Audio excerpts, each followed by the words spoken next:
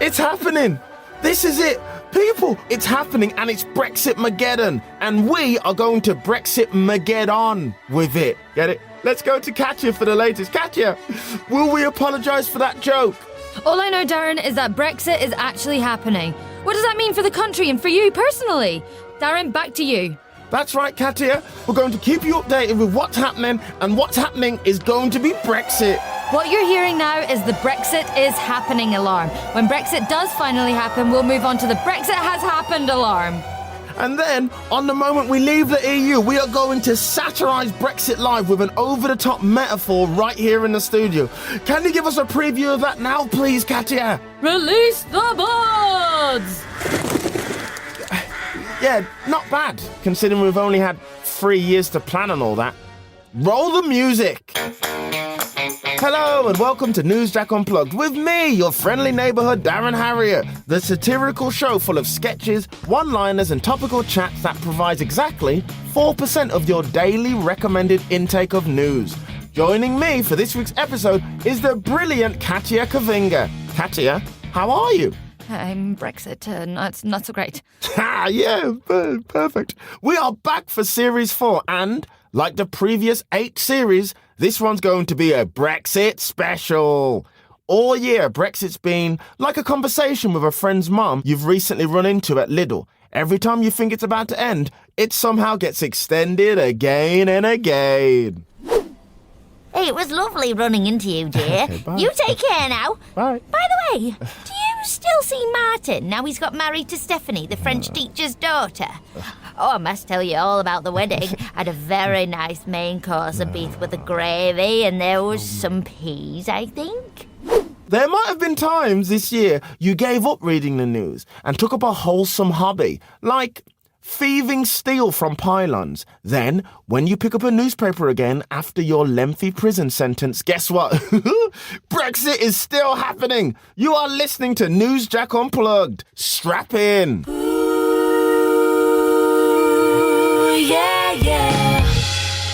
So, Katia, tell me, how was your weekend? What did you get up to? I feel like anytime people ask me that, I black out and never remember. So you were drinking? Is that what you're saying? No, I know I have a Scottish accent. I know I'm a comedian, but I don't drink. I'm going against that cliche.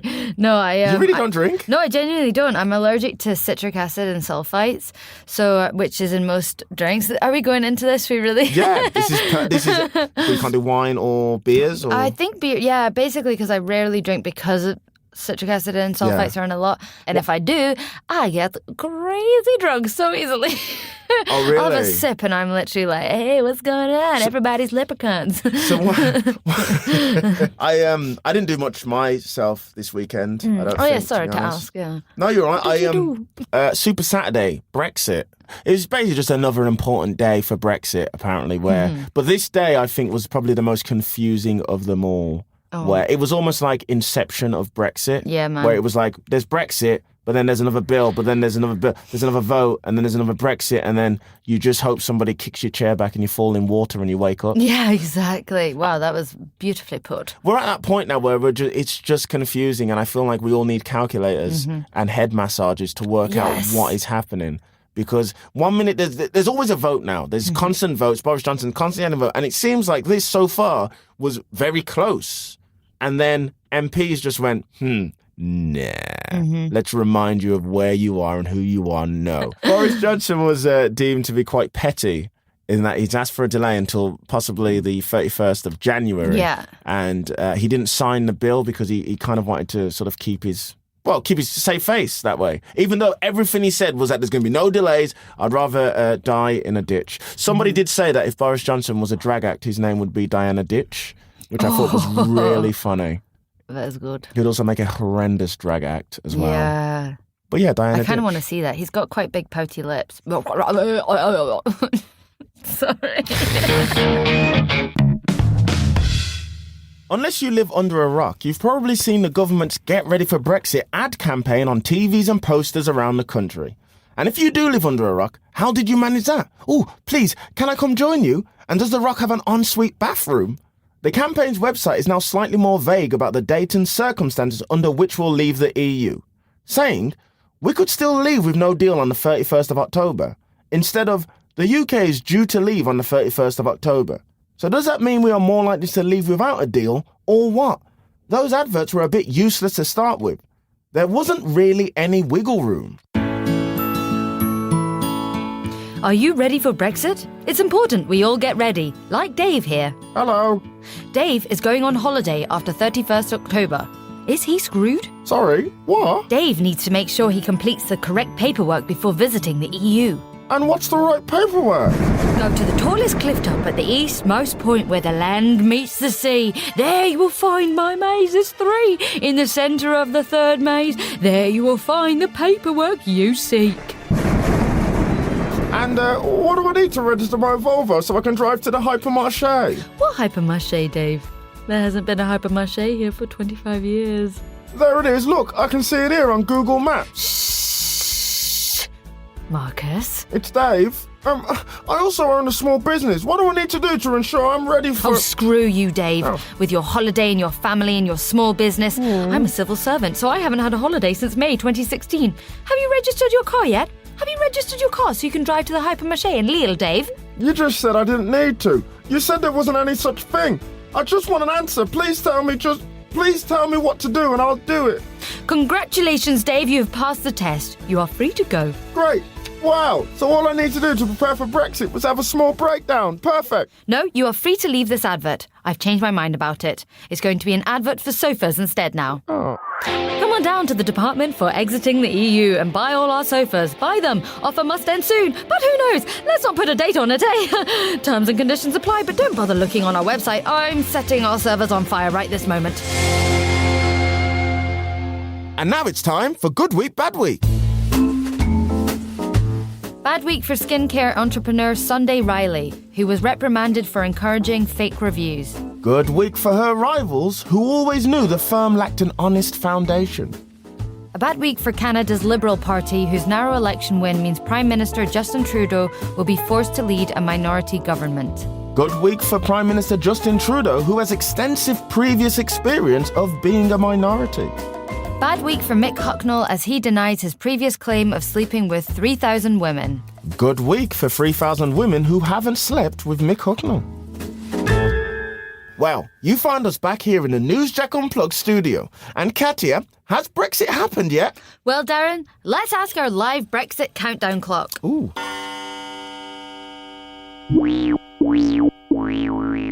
No. Oh, right. Well, it should be happening reasonably soon. In the meantime, Katia, what do I do? Wasn't it meant to have all been sorted by now? We need to buy more time. Can you juggle? Not on the radio. No. Well, yes. Well, no. While we wait for more news, let's enjoy a sketch from the archives, from a time back when Brexit was uncertain and hadn't even nearly happened yet. What do? I guess if I want to avoid a royal sacking, it's time to phone the old dame and say "Sozza" again. Hello, and thank you for calling the Queen. Oh, Your Majesty. All our operators are busy at the moment, but your call is important to us. That's the royal us, capital U. Bloody hell, Please choose from I one hate of the these following things. options to help us direct your call. Press 1 for 1, as in me, the Queen. Press 2 for matters of state, the royal honour list, and tours of Buckingham Palace. Press 3 to hear the hottest palace gossip from the corgis. Well, I guess it couldn't hurt to hear the goss first.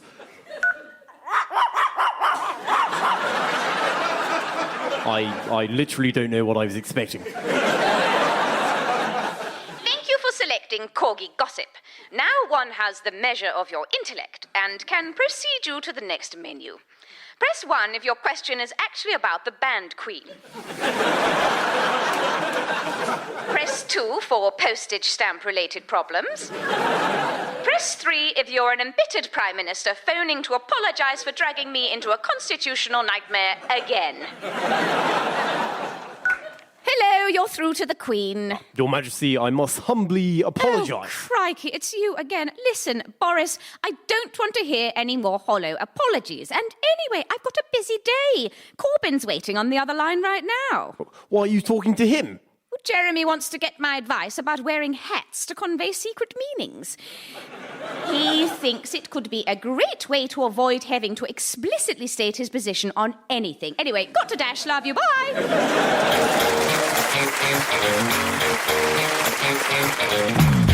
This week, Australian airline Qantas has tested its longest ever 19-hour non-stop passenger flight. Qantas were trying to find out how the journey could affect pilots, crew, and passengers. And today, I'm lucky enough to be visiting Qantas's lab, where the rest of their research is being conducted. I'm joined by Head of Aviation Research, Professor Qantas. No relation. Hello. Professor, what kind of tests are you putting people through? On long flights, mobility is a real issue. Can people stay mobile and active enough? Observe these two volunteers in a flight simulator. Excuse me, sorry to wake you, but excuse me, sorry, I really need the loo. Can you just, sorry, but I've been asking you for hours. Mobility test 1. A horrible, messy failure. I see. And weren't there concerns about people's ears being at altitude and close to the sound barrier for so long? Exactly. Our ear stress experiment is taking place in this shipping container here. I'll just open it up. Please let me out. I can't even see a baby in here. What seat is the baby in? How has it been crying for 2 days? Harrowing. And I can see over here you are testing the absolute horrible effects of feeding people 4 disgusting aeroplane meals in a row. This is actually the lunch we've provided for you. Oh, sorry, that's embarrassing. Not to worry, you can make it up to us by being a test subject in this next experiment. Oh, okay. What happens in this one?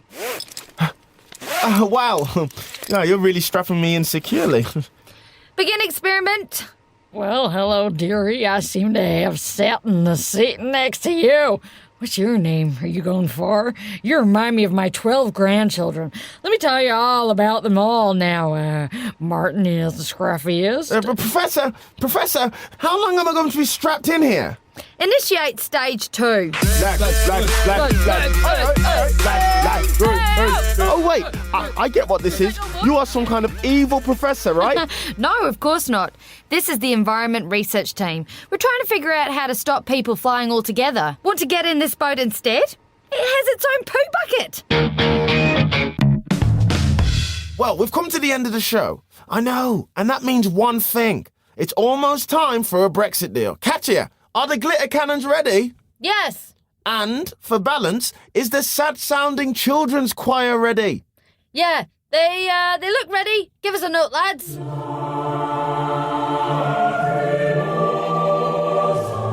Okay, everybody get ready to make like a home county's tree and leave. In 3, 2, 1. Oh, hold on. I think we might have got another extension. What?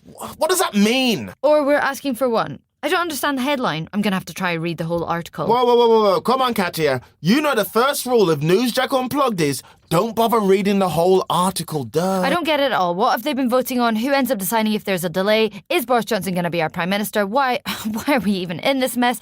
Why would you pause debating the And bill now just we're out because of time, and I think we've broken Katia. And we still don't know when Brexit's happening. I'll put away the glitter cannons. Thanks for listening this week. Newsjack Unplugged starred me, Darren, Harriott, and Katia Kvinge.